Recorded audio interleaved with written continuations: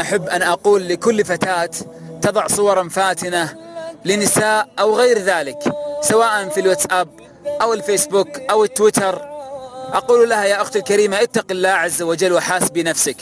بالله عليك ماذا تستفيدين؟ اسألي نفسك.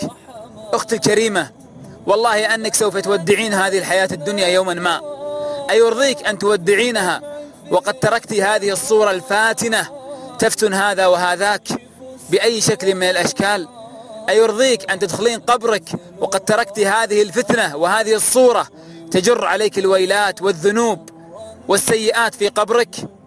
والله إن الواحدة منكن عساها أن تتحمل ذنوبها وتقصيرها، فكيف تتحمل ذنوب الناس وأوزارهم؟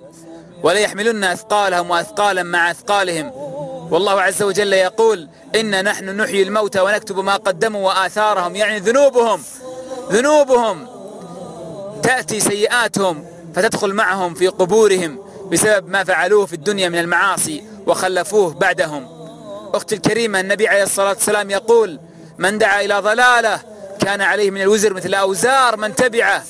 والله ما تستطيعين تتحملين ذنوب الناس، كيف بك يوم أن تقفين بين يدي الله فتأتيك الذنوب فتقولين يا رب ما عملت هذه الذنوب، فيقول الله نعم، ولكنها الصورة الفلانية والمقطع الفلاني والفتنة الفلانية التي نشرتيها وعلقتيها انفتن بها هذا وهذاك ونقلت لها تلك وتلك حتى جمعت لك هذه الذنوب الكثيرة. كيف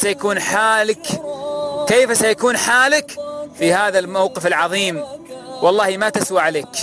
فالآن استبدلي وغيري إلى خير وإلى فلاح تفلحين في الدنيا والآخرة.